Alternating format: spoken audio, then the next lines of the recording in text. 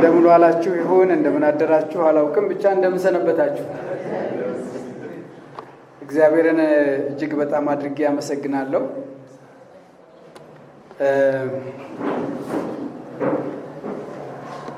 እንደገና ስላየኋችሁ። አንዳንዶቻችሁ አዲስ ናቸው፣ አንዳንዶቻችሁ ደግሞ እንተዋወቃለን። እግዚአብሔር እድሜ ስለሰጠንና ደግሞ ለዚህ ስለበቃን ክብር ለሱ ይሁን። በምድር ላይ ከህይወት ቀጥሎ ውድ ስጦታ በገንዘብ የማይተመን ነገር ምንድነው ብል ቤዛዎች ጎበዞች ናቸው። ትመልሱታላችሁ አይደል? አንድ ደቂቃ ስንት ብር ያወጣል? እንደ ቦታው ነው አይደል? ገብቷችኋል? አምናችሁ ይህን ቦታ ለሰጣችሁኝ የእግዚአብሔር ሰዎች፣ የቤተ ክርስቲያን አገልጋዮች ጌታ ይባርካችሁ። ለእኔ ትልቅ ክብር ነው። ደግሞ እድሜ ሰጥቶ ለዚህ ያበቃንን ጌታ ሳስብ ይደንቀኛል። እዚህ እንዳንደርስ ብዙ ነገር በእያንዳንዳችን ህይወት የሆነ ይመስለኛል አይደል? እንደተዘመረው ነው ወይስ ልቶ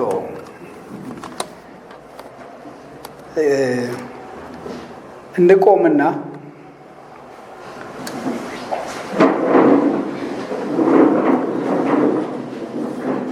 ይቅርታ ታደርጉልኛላችሁ።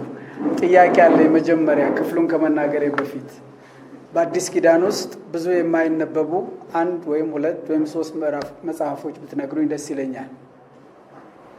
ከዚህ ከሽማግሌዎች በስተቀር ማለት ነው። እንደው ብዙ ምዕመን የማያነባቸው እኔም ማላነባቸው በሉን፣ ያለበለዚያ ከሌላ አለው ታውቃላችሁ ነው። እነሱ አያውቁም። እስቲ ንገሩኝ። ራእይ፣ ቤዛም እንደሱ ይላል።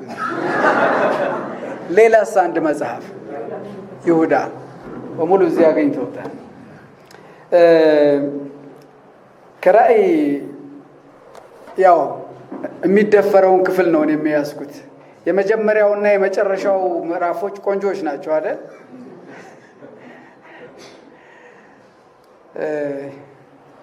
በጌታ ስም ሁሉንም ክፍል ባነበው ደስ ይለኛል። ለጸሎት እንዲሆነን ግን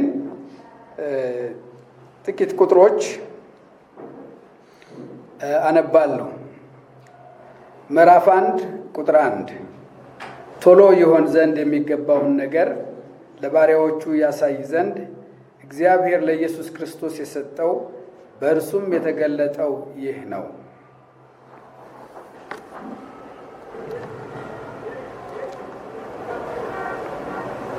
አትፍራ፣ ፊተኛውና መጨረሻው ሕያውም እኔ ነኝ። ሞቼም ነበርሁ፣ እነሆም ከዘላለም እስከ ዘላለም ድረስ ሕያው ነኝ። የሞትና የሲኦል መክፈቻ አለኝ። እንጸልያለን።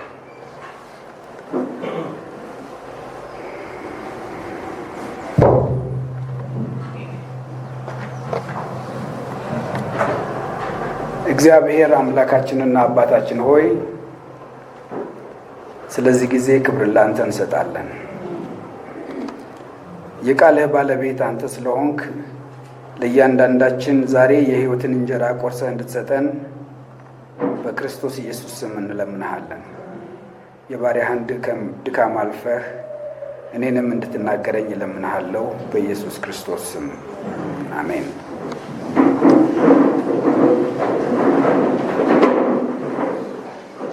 ለመቀመጥ በጣም ቸኩላችኋል ማለት ነው።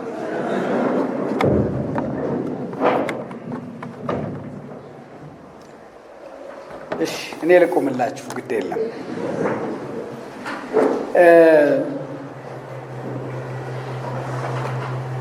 የራእይ መጽሐፍ በመጀመሪያ ደረጃ እነዛ የማይነበቡት ክፍሎች ያስፈራራሉ። ታውቃላችሁ አይደል? ደግሞ አስተማሪዎቹም ደግሞ አስቸጋሪዎች ሆነዋል።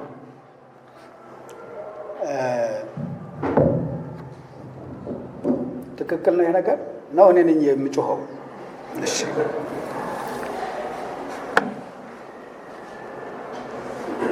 ያተረጓጎሙን መንገድ ሲነግሩን ቁጥሩ ድሮን የሳቅ 5 ነው 4 ነበር። አሁን ደግሞ በጣም አብዝተውታል። እንዴት አድርገን እንረዳው? አረ ስለ መድኃኔዓለም ያሰኛል። ስለዚህ ግራ ገብቶን ዝም ትተነዋል። የመጽሐፍ ቅዱስ ሊቃውንት ነን ወይም ማስተማሪዎች የሚሉት መንፈሳዊ ጡንቻ መፎካከሪያ አድርገውታል እና ይቧቀሳሉ፣ ይላፋሉ፣ ግራ ያጋባል። የረሱት ግን አንድ ነገር አለ። መጽሐፉ የተጻፈው ለአብያተ ክርስቲያናት ለጉባኤ ነው እንጂ ለባይብል ስኩል ወይም ለቴዎሎጂያን አይደለም።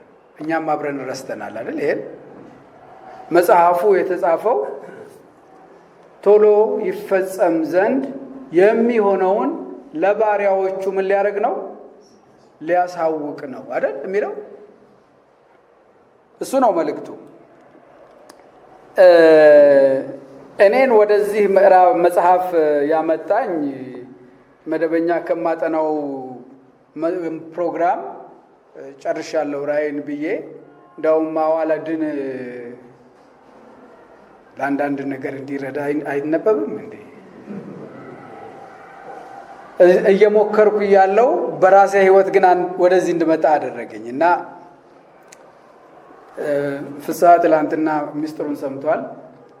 ትንሽ ልጠቆማችሁ።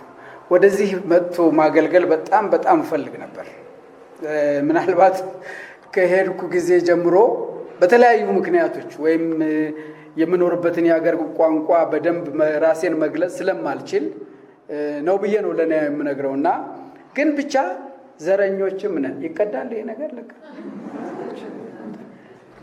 ለወገኖቼ በሚል ይሁን አላቅም። ሁል ጊዜ ኢትዮጵያ በር ከፍተህልኝ ነው። መንገድ ሳስብ ፕሮግራም ሳወጣ እንደሱ ነው። ምንም ከባለቤቴ ጋር በዚህ ጉዳይ ተነጋግረን ምናልባት 6 ወር እዛ 6 ወር እዚህ ሲባል ልጅ ወለድኩ። ሌላ እግር ብረት ማለት ነው። አለቀ፣ ሞተ እና የዛሬ 2 ዓመት አካባቢ አሁን አረጀሁ አልኩ። ከዚህ በኋላ የምችለውን ነገር ማድረግ ነው እንጂ ብዬ አሰብኩና ከዚህ እድሜ በኋላ ብዬ ስል ወደዚህ ክፍል አመጣኝና የዮሐንስን ሕይወት እንዳስብ አረገኝ እግዚአብሔር። ዮሐንስ ብዙ የነበረበትን ዘመን እንዲያው ትንሽ ይረዳን እንደሆነ ወይም ያልሰማችሁ ካላችሁ ጥቂት ልንገራችሁ። ጌታ ኢየሱስ ክርስቶስ አርጎ ምናልባት ከ30 ወይም ከ40 ዓመት በላይ ይሆናል። ስሌቱን ከተሳሳትኩ ይቅርታ ታደርጉልኛላችሁ። በ96-7 ዓመቱ ነው የሚባለው ወይም በ97 ወይም 96 ዓመተ ምህረት አካባቢ ነው ይሄንን ራእይ ያየው። በእነዚህ ዓመታት ውስጥ ቤተክርስቲያን በጣም ብዙ ነገር አሳልፋለች። በጣም ታላላቅ 2 የመከራ ዘመኖች አልፈዋል በቤተክርስቲያን ሕይወት። ቤተ መቅደሱ ፈርሷል። በነገራችሁ ላይ ትዝ ይላችኋል። በ70 ዓመተ ምህረት እንደማይሆን ሆኖ እኔ የሰብአዊ መብት ጉዳይ ቢመረመር እንደ እስራኤል ተፈጭቶ የተጋገረ ሕዝብ ያለ አይመስለኝም። አሁን ስለዚህ ስለ ሂትለር ታሪክ ምናምን ይወራል። ከዛ በፊት የነበሩትም ታሪኮች ምንም ከዛ የተሻሉ አይደለም። እርስ በርሳቸው ሁሉ ተጨራርሰዋል እና እንዳው ጠቆም ለማድረግ ኔሮ በሚባለው የሮም ንጉስ ዘመን ከፍተኛ ስደት ነበር። እንደገና ደግሞ አሁን ዮሐንስ ባለበት ዘመን የነበረው የመጽሐፍ ቅዱስ አስተማሪዎች በአማርኛ ማን እንደሚባል ይረዱኛል። ዲሜንሻ ሰውየው አስቸጋሪ፣ ስሙ አስቸጋሪ ዶሜንሻን ብለውታል። እሺ እንስማማ። ነገስታቶቹ ከሰውነት ወደ መለኮት ነን ባይነት መጥተዋል። አስቸጋሪ የሆነው ነገር እሱ ነው። መለኮት ከሆኑ ምንድናቸው ማለት ነው? ከነሱ በላይ ምንም ነገር የለም። ስለዚህ ማንኛውም ሰው አምላክነታቸውን መቀበል አለበት። ዛሬ እኔና እናንተ ኢየሱስ ጌታ ነው ስንል በንጹህ አየር ላይ ምን ችግር አለበት? ያኔ እንደሱ አይደለም፣ በሰይፍ አጠገብ እንደመቆም ነው። እና ይሄ ንጉስ ደግሞ በጣም ክፉ ነው። ምንድነው በአማርኛ አይደለም፣ ሽሩድ የሚባለው እንግሊዝኛ ነው አይደል ቃሉ? ተንኮለኛ ነው። ቀጥታ አይደለም ክርስቲያኖችን የሚያሳድደው። እኔ እንደው መንፈስ ነው ወደ ማለት ያስመጣኛል። ምክንያቱም የሆነ አንድ ድሮ መጽሐፍ ቅዱስ እግዚአብሔርን ማምለክ ነፃነት ባልነበረበት በኢትዮጵያ ምድር አንድ አዋጅ ታወጀ።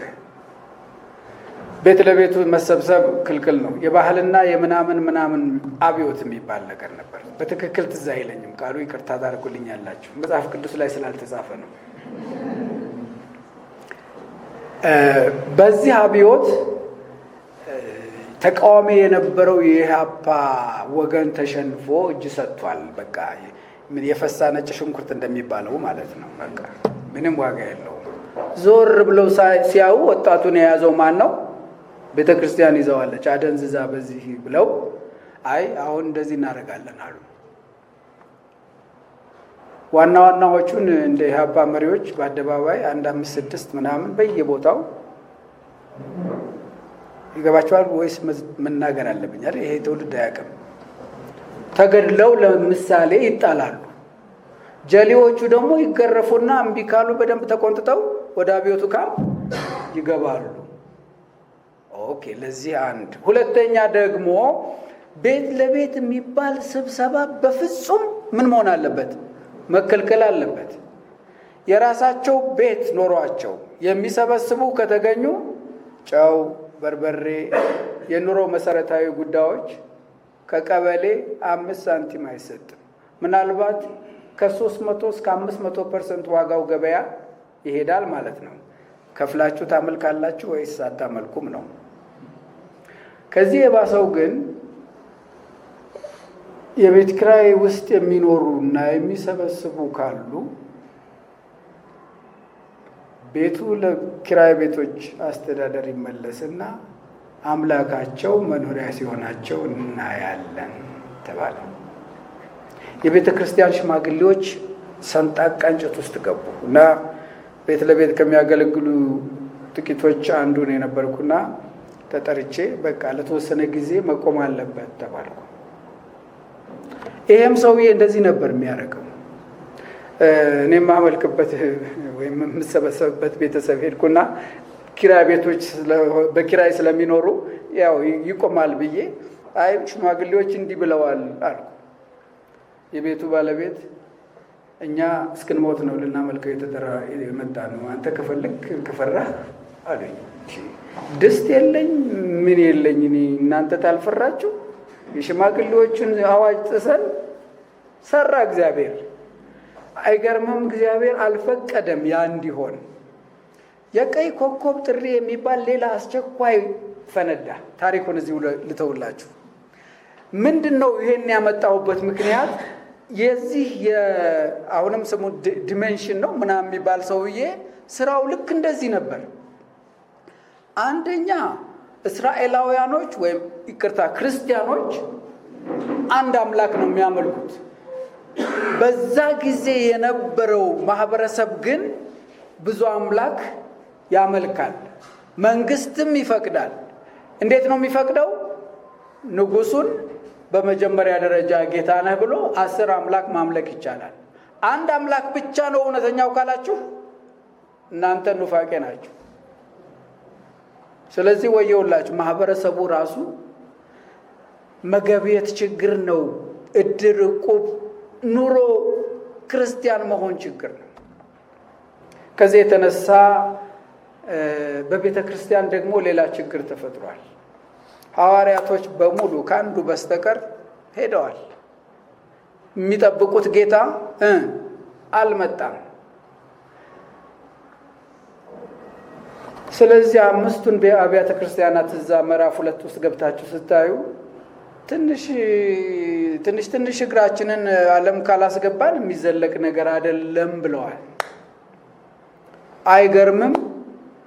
የኤልዛቤል መንፈስ የገባበት ወይም ያለበት ቤተክርስቲያን አለ። ምን ማለት እንደሆነ እኔ አንዳንዴ ይከብደኛል። ግን የመንፈስ ቅዱስን አሰራር ቀጥታ የሚቃወም መንፈስ ቤተክርስቲያን ውስጥ ሰልጥኗል ነው የሚለው። እንግዲህ የሷ መንፈስ እንደሱ መሰለኝ። እንግዲህ በኋላ የሚሉት ሰዎች እኔ ከሄድኩ በኋላ ይላሉ። እኔ እንደሱ ነው የገባኝ። ያየሁት የእግዚአብሔርን መንፈስ ቃሉን የእግዚአብሔርን ክብር ቀጥታ ያለ ምንም ይሉኝታ ዙፋኑን ይዞ የሚቃወም መንፈስ ነው የኤልዛቤል መንፈስ። ልክ ነው። እንደሱ አይነት ሁለታ ቤተክርስቲያን ውስጥ መግባቱ አያሳዝንም? ሌላው ግን የዛ የበለዓም ችግር ነው። ገንዘብ ቤተክርስቲያን ውስጥ ጆከር ሆኗል። እዚህ ሁለቱ ሌሎችም ብዙ ነገር አለ። ዮሐንስ ደግሞ ለብቻው ተወስዶ ፍጥሞ የምትባል ደሴት ድሮ ነው የሚመስለኝ ቁጭ የሚል ነበር የሚመስለኝ። ቁጭ ግን አይደለም ያደረጉት። በነገራችሁ ላይ የአንድ ሰው በመንግስት ሞት ሲፈረድበት አንደኛው ቀጥታ ይገደላል፣ ሁለተኛ ዳግም ወደማይመለስበት አስቸጋሪ ደሴት ይላካል። እና ምን ያደርጋል? ድንጋይ እየፈለፈለ የሮም መንግስት ለሚያሰራው አርክቴክት ድንጋይ ምን ያደርጋል? ፕሮቫይድ ያደርጋል። አላቅም። አሁን እዚህ ውስጥ ብዙ ሽማግሌ ስለሌለ ቆሙ ብላችሁ አንድ ሰዓት ልትቆሙ ትችላላችሁ። የ96 ዓመት የ97 ዓመት ሽማግሌ ይታያችኋል? ቀላል ነው እንዴ? እንዳው ጌታንም ቢወድ እኔ እንደመሰለኝ አሁን ቆይሽ አንተ እንኳን አትምጣ፣ እኔ ምን ልሰራ ነው እዚህ ያለሁት፣ አትወስደኝም የሚል አይመስላችሁ? በቂ ምግብ የለውም። በነገራቸው ላይ እንደዚህ እንካም ብላ የሚባል የለም። ምን ሰርቫይቫል ነው። እስክትሞት ድረስ እዛ ኑር ነው የተባለው። እና እንደዚህ ያለ ይመስለኛል። እኔ ነኝ ያልኩት። ገብቷችኋል? መጽሐፍ ቅዱስ አለ አይልም። ሰው ነውና ስጋ ነውና እኔ እስካሁን ከዚህ በኋላ መቆይበት ጉዳይ አይገባኝም፣ ደክሞኛል፣ እባክህ ና ያለ ይመስለኛል። በዚህ ሁኔታ ሆኖ ግን ጌታውን ማምለኩን አልተወም። በጌታ ቀን ምን ነበርኩ ይላል? በመንፈስ ነበርኩ ይላል። እሱን ማለቱን እንደነገርኳችሁ መጽሐፍ ቅዱስ እንትኖቹ ይሉታል። እኛ በመንፈስ ነበር። አሜን። ቀጥሎ ያሉትን ቁጥሮች የጻፈው ሙሉ ራእይን ካየ በኋላ ነው። እፈልግሃለሁ፣ አላረጀህም፣ ገና ስራ አለህ። የእርጅና ነገር የሚታገላችሁ ወይም አርጀው ብላችሁ የምታስቡ ካላችሁ ይሄ የጌታ ድምፅ ነው። በሰላችሁ እንጂ አላረጃችሁ። በጌታ ያልበሰለ ወይም ደግሞ ልጅ የሆነ ሰው ይሄንን ራእይ ቢያይ ጭንቅላቱ ይለቃል። ክፍሉን እዛ ሄዳቸው አራዊቶቹን ስታዩቸው እነዚህ ታይተው የማያውቁ አንደኛው ማህተም ሲፈታ አንደኛው መለከት ሲነፋ ምናምን እኔ በሆን አልኖርም። ይሄን ተሸክሞ እስከ መጨረሻው ለመቆም ምን ያስፈልጋል? ጌታ ማን እንደሆነ አውቆ ከጌታ መሆኑን ተረድቶ መቆም፣ እግዚአብሔር የሚሰጠውን ጸጋ መቀበል ፈቃደኛ ሆኖ መቆም ያስፈልጋል።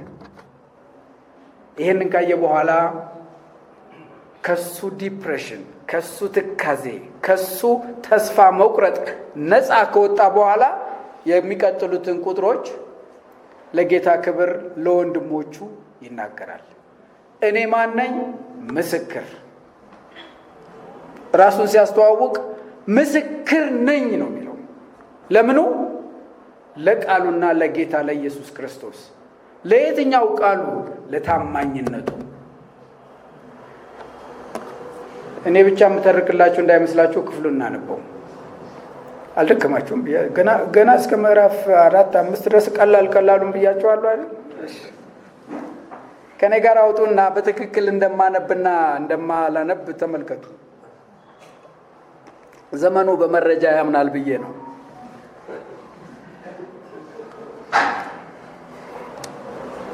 ቁጥር 2 ለባሪያው ለዮሐንስ አመለከተ። እርሱም ለእግዚአብሔር ቃልና ለኢየሱስ ክርስቶስ ምስክር ላየውም ሁሉ መሰከረ። ዘመኑ ቀርቧልና የሚያነበው የትንቢቱን ቃል የሚሰሙትና በውስጡ የተጻፈውን የሚጠብቁት ብፁዓን ናቸው። ዮሐንስ፣ ይሄ የዮሐንስ ቃል ነው። በእስያ ላሉት ለ7ቱ አብያተ ክርስቲያናት ካለውና ከነበረው ከሚመጣውም በዙፋኑም ፊት ካሉት ከ7ቱ መናፍስት ከታመነውም ምስክር ከሙታንም በኩር የምድርም ነገሥታት ገዢ ከሆነው ከኢየሱስ ክርስቶስ ጸጋና ሰላም ለእናንተ ይሁን። ለወደደን ከኃጢአታችን በደሙ ላጠበን መንግሥትም ለአምላኩና ለአባቱ ካህናት እንድንሆን ላደረገን ለእርሱም ከዘላለም እስከ ዘላለም ድረስ ክብርና ኃይል ይሁን፣ አሜን። እነሆ ከደመና ጋር ይመጣል፣ ዓይንም ሁሉ የወጉትም ያዩታል፣ የምድርም ወገኖች ሁሉ ስለ እርሱ ዋይ ዋይ ይላሉ። ርዕስ ካስፈለገ እነሆ በደመና ይመጣል የወጉትም ያዩታል ይባላል እንዴ? ደህንነት በርህራሄ አይደለም የምንሰብከው? ብሉይ ኪዳን ነው እየጠቀሰ ያለው።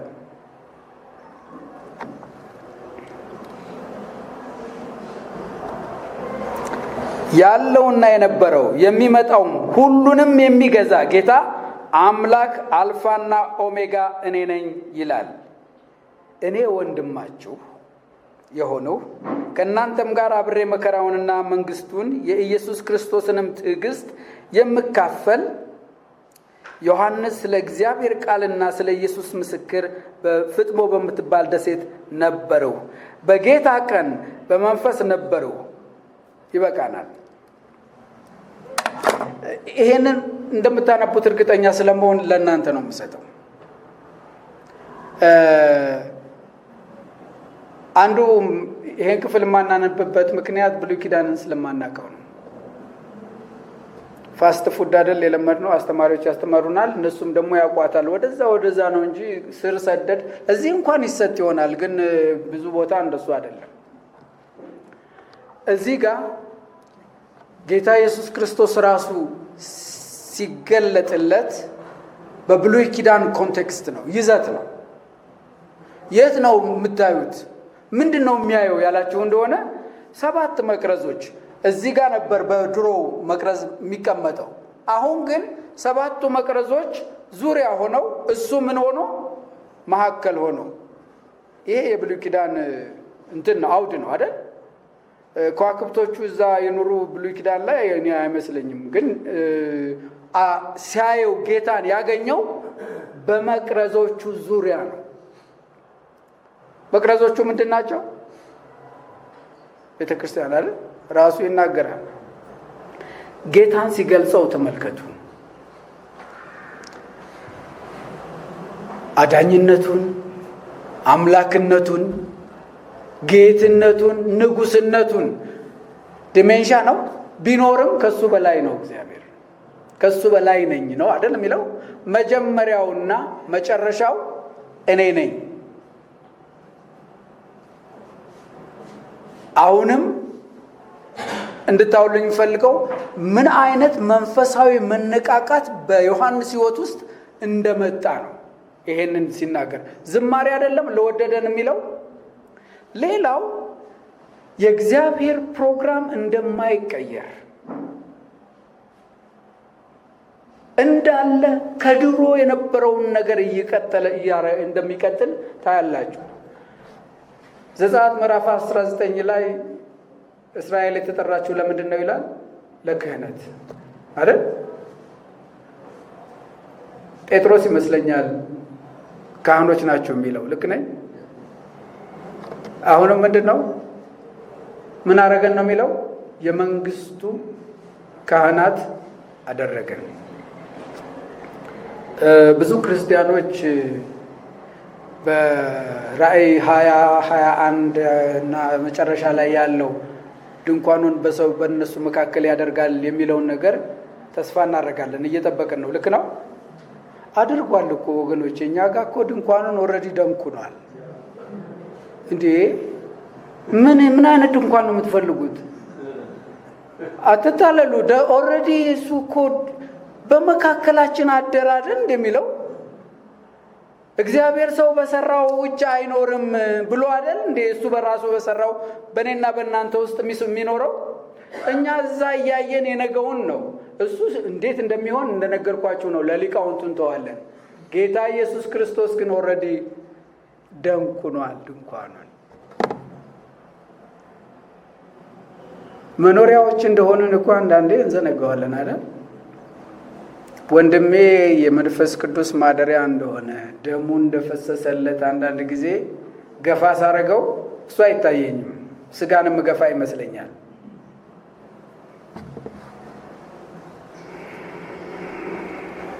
ይሄን እያልኩ የሚቀጥሉትን ምዕራፎች በሙሉ ብሄድ ደስ ይለኛል።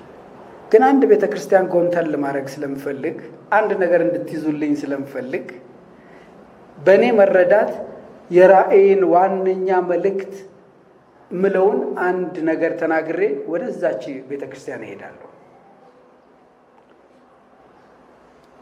ለአብያተ ክርስቲያናቱ የሚላቸው እግዚአብሔር አሁንም በዙፋኑ ላይ ነው።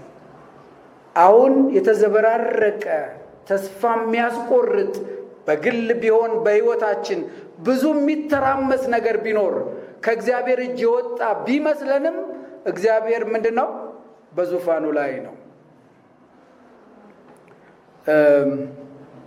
በብሉይ ኪዳን አንድ ሰው ምንድነው የማትፈርደው ናና እንነጋገር ብሎ ከእግዚአብሔር ጋር ሙግት ይገጥማል።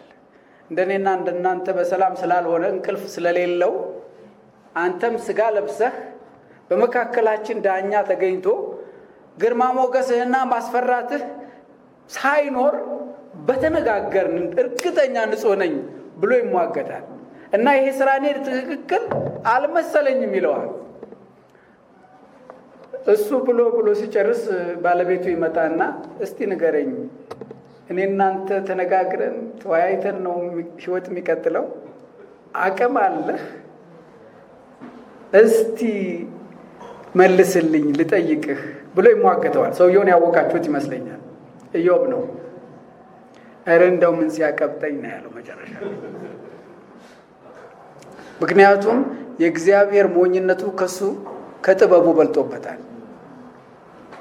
እዛ ክፍል ውስጥ አይቼው የማላቀውን ነገር ነው ያየሁት። ኢዮብ እንዳለው የዛን ጊዜ ቢፈርድ ሰው ሁሉ ገሃነም ይገባል። ኢዮብ ሳያውቀው ግን ስለ ክርስቶስ ኢየሱስ ይማልዳል። ስጋ ለባሽ በእኔና በአንተ መካከል እሱን እንዴት እንደገለጸለት ገና አልተረዳሁትም። ግን እሱን ሲያይ ነው አሃ በቃ አንተ ሁሉን ቻይ እንደሆንክ ሐሳብህ ይከለከል ዘንድ እንደማይቻል ይህንን ተረዳው ይላል።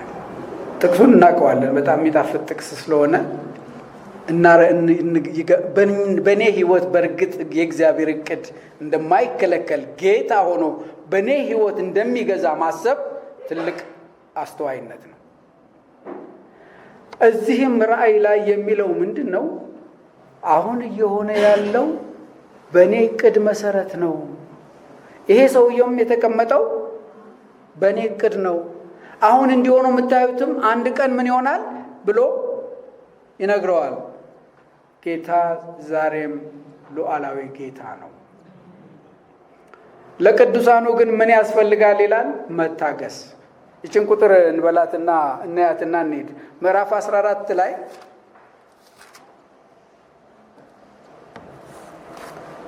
ስለሸመገልኩ እንግዲህ ቀስ እያልኩ ስለምሄድ ይቅርታ ታደርጉልኛላችሁ። ወጣቶች ብዙ ትዕግስት የላቸውም ይባላል፣ ግን ይማሩ።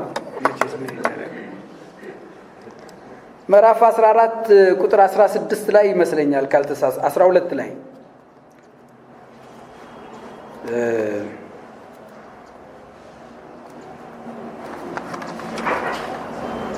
14-15 ይቅርታ፣ ምዕራፍ 15 ቁጥር 12 ላይ የእግዚአብሔርን ትእዛዛት የሚጠብቁት ኢየሱስንም በማመን የሚጸኑት 14 ነው። ይቅርታ 14-12 ልክ ነው። የእግዚአብሔርን ትእዛዛት የሚጠብቁት ኢየሱስንም በማመን የሚጸኑት ቅዱሳን ትዕግስታቸው በዚህ ነው። እግዚአብሔር ነገሮችን ሁሉ በዓላማው እያደረገ ከሆነ ዛሬ ግራ በሚገባን ነገር ከእግዚአብሔር ጋር ተሳልተን መሄድ አንችልም። በምንድን ነው የምንሄደው? በዙፋኑ ላይ እንዳለ አምነን ነገራችን ከሱ ጋር ስናስተካክል የሐሳቡን መከናወን በሕይወታችን እናያለን። እግዚአብሔርን ማንነቱን ማወቅ በጣም በጣም ትልቅ ረፍት ይሰጣል። አንዳንድ ጊዜ ለጌታ የተሳሳተ አመለካከት ይኖረናል። እንደው የቆሎ ጓደኛ እናደርገዋለን። እውነት ነው፣ ከወንድም አብልጦ የሚጠጋ ጌታ ነው። ሚስጥር ጠባቂ፣ አንጀትን የሚያርስ ደራሽ ነው። ግን ክብሩን እንዳንረሳ እፈራለሁ። እኔ የተረዳሁት የራእይ ዋነኛው መልእክት እግዚአብሔር በዙፋኑ ላይ ነውና ጌታን በማመን በቃሉ በመጽናት በትዕግስት የጽድቅን መንገድ ይዞ ቆሞ መገኘት ይመስለኛል። ሌላም ብዙ ነገር ይወጣዋል። እኔ ዛሬ የተረዳሁት በሚቀጥለው ዓመት ሌላ ነገር ይዤ ብመጣ እንዴ አትበሉኝ። ይሄን ካልኩ በኋላ ከሰባቱ አብያተ ክርስቲያናት የመጀመሪያዋን ጥቂት እንይ። መንፈስ እንዳሳሰበህ ነው መሰለኝ የተባልኩት። ስለዚህ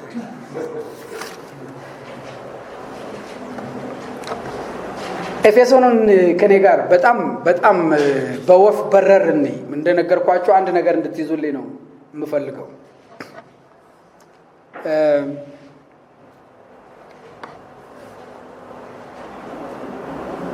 እናነበው። በኤፌሶን ወዳለው ቤተ ክርስቲያን መልአክ እንዲህ ብለህ ጻፍ። በቀኝ እጁ 7ቱን ከዋክብት የያዘው በሰባቱም የወርቅ መቅረዞች መካከል የሚሄደው እንዲህ ይላል፣ ስራህንና ድካምህን ትዕግስትህንም አውቃለሁ። ክፉዎችንም ልትታገስ እንዳትችል እንዲሁ ሳይሆኑ ሐዋርያት ነን የሚሉትን መርምረህ ሐሰተኞች ሆነው እንዳገኘሃቸው አውቃለሁ። ታግሰህማል። ስለ ስሜም ብለህ ጸንተህ አልደከምህም። ዳሩ ግን የምነቅፍብህ ነገር አለኝ። የቀደመውን ፍቅርህን ትተሃልና እንግዲህ ከወዴት እንደወደቅህ አስብ፣ ንስሐ ግባ፣ የቀደመውን ሥራህን አድርግ፣ አለዚያ እመጣብሃለሁ። ንስሐም ባትገባ መቅረዝህን ከስፍራው ወስዳለሁ። ነገር ግን ይህ አለህ፣ እኔ ደግሞ የምጠላውን የኒቆላውያንን ሥራ ጠልተሃልና። መንፈስ ለአብያተ ክርስቲያናት የሚለውን ጆሮ ያለው ይስማ። ድል ለነሳው በእግዚአብሔርም ገነት ካለው ከሕይወት ዛፍ እንዲበላ እሰጠዋለሁ ይላል። ያው ታውቁታላችሁ፣ ከሰባቱ አብያተ ክርስቲያናት ነቀፌታ የሌለባቸው 2 ብቻ ናቸው። የማታውቁት ደግሞ ሄዳችሁ አንብቡ። ጥሩ የቤት ስራ ሰጠው ማለት ነው። ብዙ ጊዜ የሚገርመኝ ኤፌሶን አሁን በምድር ላይ ብትሆን እኔ አባል መሆን እፈልጋለሁ እዛች ቤተ ክርስቲያን። አንዳንዶች የት ነው የምታገለግለው ብለው ሲጠይቁኝ ቤዛ ስትል ደፍረህ ትቆማለህ ሲሉኝ፣ እናንተ እንዴት ነው ስራ? እነሱ እኮ በቃ እንደ በጣም ብለው ይላሉ። ያረጉን እንትን ያርጉኝ፣ እኔ የወንጌሉን ሀሁ ብዬ እሄዳለሁ ብዬ ነው የመጣሁት።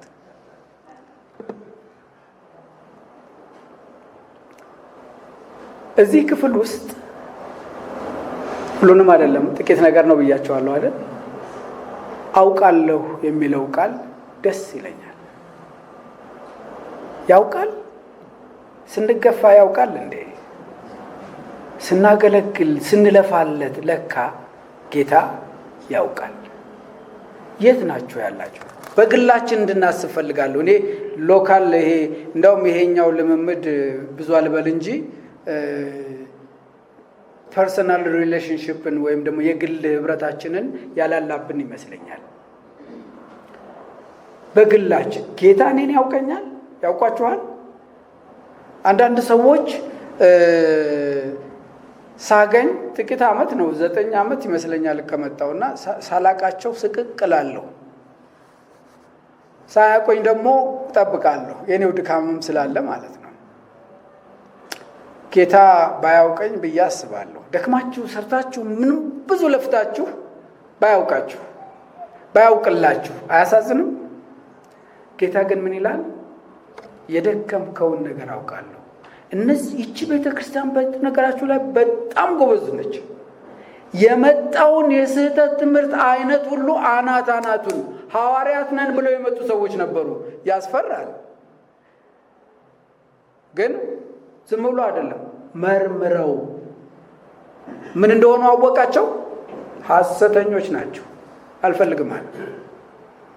ክፉዎች የሚለው ቃል በአማርኛ ደካማ ይመስለኛል፣ ወይም እኔ ነኝ ለአማርኛው ባዕድ የሆንኩት።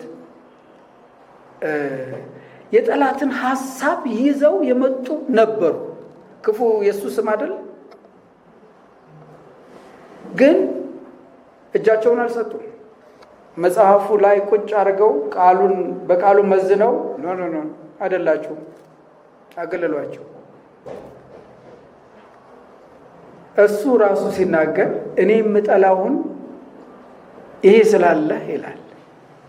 ትንሣኤውን የሚክድን ትምህርት አናቱን ያለች ቤተክርስቲያን ነች። በእውነት ይሄ የሚያኮራ። እኔ ታዲያ ከዚህች ቤተክርስቲያን አባል መሆን አትፈልጉም? ቤዛ ባዶ ነበር የምትቀረው። እውነቴን ነው። ምንም የጎደላቸው ነገር የለም። ክፉ አይደለሁ እኔ የጎደላቸውን ነው ይዤ የመጣሁት። ይሄን ሁሉ አመስግኖ ግን ምንድናቸው ነው የሚለው? ከየት እንደወደቅህ አስብ። የዚች ቤተክርስቲያን ምእመን ወይም አገልጋዮች በሙሉ የጌታ ሰራተኞች ሆነዋል። ጠንቃቃ ወታደሮች፣ አገልጋዮች። ፍቅር የሚባል ነገር የለም። እንደዚህ እንዳለ ባቅ ኖረው ቁጥር አስተምር ነበር። ግን አሁን ከኔ ጋር በቃላችሁ ቁጥር ጻፉ። ማንኛውም ዋጋ ያለው ቁጥር በፍራክሽን ብናስቀምጠው ከስሩ አንድ ቁጥር አለ ቢያንስ።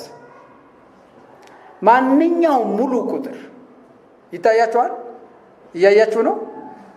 አንድ ስትጻፍ ከስሯ መስመር ተደርጎ አንድ አለ። እሺ፣ 0 ተጽፎ ከስሩ አንድ ካለ ስንት ነው? 0 ነው። ቁጥር ነው እኮ አይደል? አዎ። ግን 999 ምናምን ደርድሩና ከስር 0 ሲሆን የሂሳብ ሰዎች ስንት ይሆናል? 0 ነው የሚሆነው? ምንድን ነው የሚሆነው? አቤት፣ ዩኒቨርሲቲ ተማሪ ነሽ እንዴ? ምን ማለት ነው አንዲፋይን ማለት? ይርዱን እስቲ። ትርጉም አልባ ያስኬዳል። ዋጋ ቢስ፣ ለምንም ነገር የማይጠቅም አይደል? ወልድን ወደ ምድር ያመጣው ፍቅር ነው ወገኖች። አንዳንዶች ለዝና፣ አንዳንዶች ደግሞ ጌታ ዘንድ ላለው ሽልማት ይተጋሉ፣ ይጸልያሉ፣ ያገለግላሉ። እንሮጣለን። ከስሩ ያለው ያ ከሆነ አንዲፋይን ነው።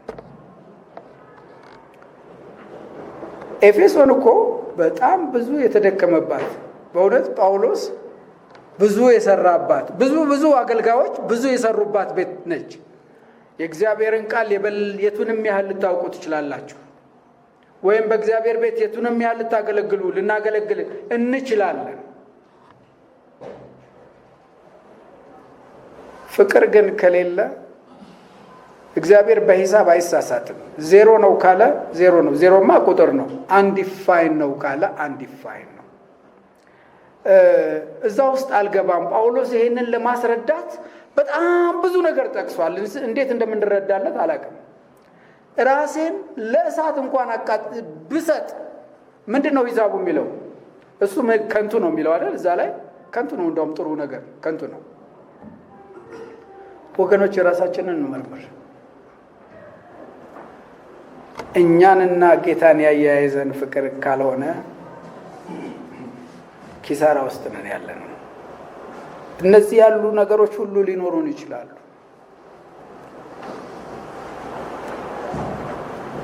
እኔ እንደገባኝ ከሆነ ያንን ከባድ የስደት ኑሮ እንዲሸከም የረዳው ለዮሐንስ ለጌታ ያለው ፍቅር ነው። ምክንያቱም አብሮ እያለ ትዝ ይላችኋል፣ ሁሉም ሲሸሹ ሁኔታው እንደማያዋጣ አይተው ወዲያ ወዲህ ሲሉ እስከ መስቀሉ ድረስ የተከተለው ማን ነው? በፍቅር ሞኝ የሆነው እሱ እኮ አልፎከረም ማለት። እነ ጴጥሮስ በጣም ደፋሮች ናቸው። እነዚህ እንኳን ቢክዱ እኔ እንደው ስተሞት ድረስ አይደል ያለው። እንደው ለሞራላቸው እንኳን እኮ አልተጠነቀቀም። ልብ ብላችኋል። እዚህ ዮሐንስ ምንም አይናገርም፣ ግን እንደሚሞት ያውቃል። ግን ምን አረገ? ምናልባት እሱም ላይ መከራ ሊመጣ ይችላል አይደል? ግን ከወደደ ወገኖቼ በፍቅር ከጌታ ጋር ካለን ጌታን ደስ እናሰኘዋለን፣ የልቡን ሐሳብ እንፈጽማለን። የበለጠ ብዙ ነገር በእኛ ሕይወት ውስጥ ይከናወናል። እባካችሁ ከብሉይ ኪዳን ጀምራችሁ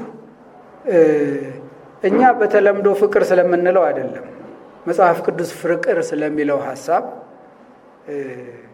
ለማጥናት ቶፒካል ስተዲስ የሚባል ነገር አለ። አጥኑት። እኔ ዛሬ ተናግሬ የምጨርሰው አይመስለኝም። ፍቅር ከሆነ ዋናው መሰረቱ ብትገፉ አትወድቁም፣ ዋጋ ያለው ቁጥር ናችሁ፣ ምንም ቢመጣ ትቆማላችሁ፣ ምንም ነገር ቢሆን። መልእክቴን ጨርሻለሁ። እንግዲህ ራሳችንን ግን እንይ። ቅጽል ስም ያለን ብንሆን ወይም ተራ ምእመን ለጌታ የምናስፈልግ የሚወደን በፍቅሩ የሞተልን ሰዎች ነን። ከኛ የሚፈለገው ደግሞ የምናደርገውን ነገር ሁሉ እሱን እንዲያከብር በፍቅር ውስጥ እንድናደርግለት ይፈልጋል። ሰው ለወደደው ምንም ነገር መሆን ይችላል። ቢበደል ይቅር ይላል አይደል? እኔ በሶስት ጉልቻ አካባቢ እሰራለሁና ችግር ገጥሟቸው ሰዎች ሲመጡ የምጠይቃቸው ጥያቄዎች አሉ። በግላቸው ትዳሩ እንዲቀጥል ትፈልጋለህ? ትፈልጊያለሽ? አዎ። እሺ። ትወዳታለህ? ትወጂዋለሽ? ፍቅሩ አልቆብኛል ካሉ ብዙ አልደክምም። ፍቅሩ እንደገና ህይወት የሚዘራ ከሆነ እሞክራለሁ፣ ካለበለዚያ ግን ጊዜን አላጠፋም። ነጮቹ ለዚህ ቀላል ናቸው። ግልጽም ናቸው። በነገራችሁ ላይ እንደው እኔ በጣም ሰዎች ናቸው እንደኛ ብዙ ነገር አላቸው እንደምንላቸው፣ አይ ፈረንጅ እንደምንለው አይደለም። ግን በዚህ ኤሪያ ላይ ምንም አንድ እና ሁለት ነው በቃ። ካላሰቡ በቃ አይ ወደኛም አይመጡም። በነገራችሁ ላይ ትዳሩ እንዲቀጥል ካልፈለጉ ድምፅ የለም፣ ሰው አይጠራም። የፈረንጅ ሰርግ 10 ሰው ሊኖር ይችላል፣ ሲፋቱ ሰው የለም። እሱ አይደለም መልእክቴ። ፍቅር ማለት ያ ሳምራዊ ሰው ያደረገው ማለት ነው። በመጽሐፍ ቅዱስ ወንድማችን እህታችን የሚያስፈልገውን ነገር ማድረግ መቻል ለነሱ ግድ እንዲለን ያስፈልጋል። ወገኖቼ ለጠፋው ዓለምም ፍቅር ያስፈልገናል። አስተውላችኋል? ይሄ ኮሮና የሚባል ነገር የመጣ ጊዜ የሚገድል በሽታ ነው አይደል? ዓለም እንዴት እንደተለዋወጠ እንዴት እንደሮጠ ያንን ነገር ለማጥፋት እኛ የዛን አይነት መረዳት ስለሞት ዘላለም ሞት ቢኖረን ምንተኛ አይመስለኝም። በክትባት የጤና ሰዎች ካላችሁ በክትባት ዓለም ቢያንስ 10 ዓመት መፈተን አለበት ይላሉ። ከችግሩ የተነሳ ግን እንዴት አርገው እንዴት አይነት ፍጥነት ያንን እንደሰሩ አይታችኋል። ህይወትን ስለሚወዱ ነው፣ መኖርን ስለሚወዱ ነው፣ ሞትን ስለተረዱ ነው። እኔና እናንተም ይሄንን እንድናስብ ፈልጋለሁ። እኛም ብቻ አይደለም የወደደው ጌታ ዓለሙን ነው። እባካችሁ እዚህ ህንጻው ውስጥ ያለነው ብቻ ተዋደን እዚሁ አንክሰም። አይኖቻችን እንደ ጌታ አይኖች እንዲበሩ ያስፈልጋል። ያ ብቻ አይደለም፣ እርስ በርሳችንም በትናንሽ ነገር እንነካከሳለን አይደል? እባካችሁ ሰይጣን እያታለለን ነው። ሞኞች አትሁኑ፣ አትሳቱ። ፍቅር ከሌለን የቱንም ያህል ብንደክም እንደ ቁጥሩ ነው። እኔ ነገሬን ጨርሻለሁ። ዛሬ ጌታ በዙፋኑ ላይ ነው። በምንም አይነት መንገድ እየሄድን ብንሆን እሱ ያየዋል። ያላወቀው ነገር የለም። ሐሳቡ እንዳቀደው ነው እየተከናወነ ያለው። በጉባኤ ብቻ አይደለም፣ በአገር ብቻ አይደለም፣ በዓለም ብቻ አይደለም፣ በግላችሁ። የጌታ አንዱ በጣም የሚደንቀው ነገር ለእኔ ዋጋ መስጠቱ። እኔ ጌታ ሲያገኘኝ ቤተሰቦቼ እንኳን ያ ልጅ ወዴት ሄደ ተብሎ ነው የሚፈልጉት ነገር ሲጠሩኝ። ትንሽ ነኝ፣ ቁጥር ውስጥ አልሞላም። ጌታ ግን አየኝ። እግዚአብሔር ይመስገን። ለእያንዳንዳችንም እንደሱ ይመስለኛል።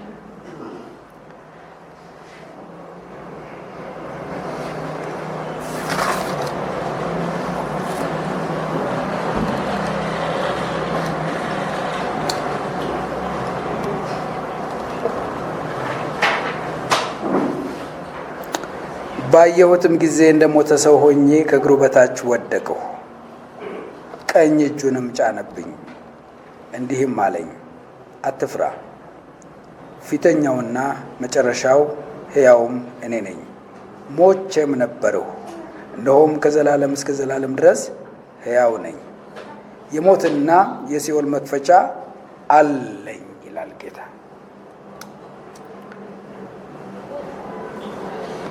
እንጸልያለን።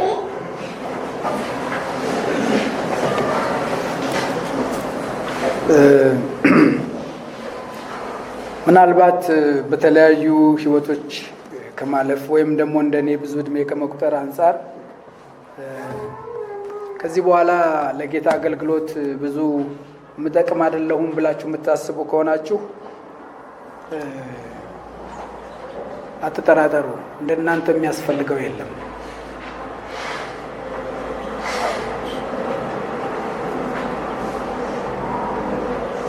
ከሁሉ በላይ ግን የእግዚአብሔር ቃል የሚናገረው ፍቅር በእኔ ህይወት አለ የለም? ከወገኖቼ ጋር፣ ከወንድሞቼ ከእህቶቼ ጋር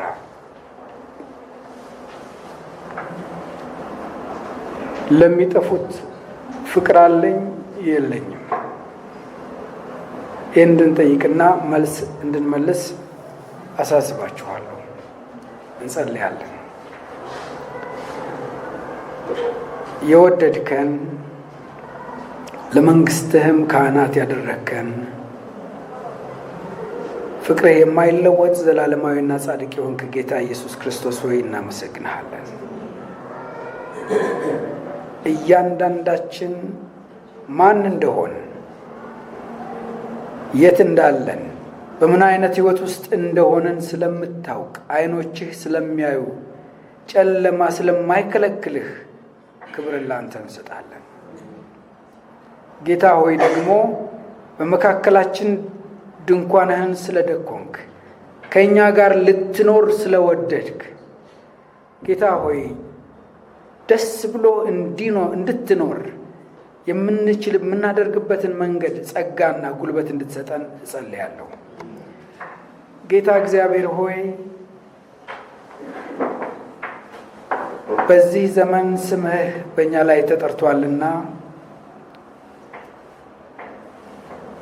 አቤቱ በሚገጥመን ነገር ሁሉ መንፈሳዊ ጥበብንና ጸጋን ካንተ የሆነውን ሰላምን እንድትሰጠን እማጸናለሁ። በነገር ሁሉ ክብር ላንተ ይሁን፣ በኢየሱስ ክርስቶስ ስም።